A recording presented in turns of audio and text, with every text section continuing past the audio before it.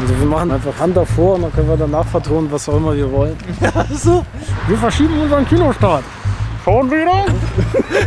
Dass ihr euch den Film schieben könnt. Wir wollen schon. Wollen den Film schieben? Wir müssen den Film schieben. Schieben den Film. Der Film Er wird verschoben worden sein. Genau. In den Mai. Achso, ja, richtig. Genau. Einfach damit es ein bisschen sicherer ist, dass die Kinos aufhaben und wir alle sicher im Kino sitzen und uns den Film angucken können. Ja, im Moment ist ja zu. Ihr wisst ja, es ist ja alles zu. Die Kinos sind zu, die Kneipen sind zu, die Baumärkte sind zu. Die Läden. Warte mal, wann hast du deinen letzten Schlüpper gekauft? Das wird jetzt langsam Oder gewaschen. Wie kann man waschen?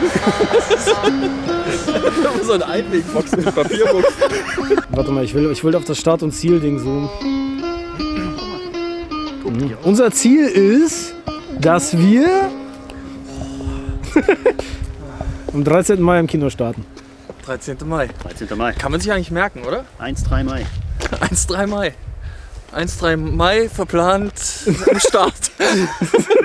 Ist das ein... Nee, ist kein Freitag. Donnerstag. Es ist immer ein Maitag, der 13. Jetzt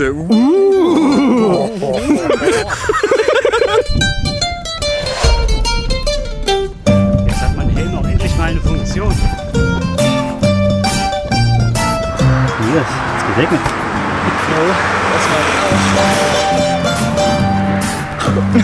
war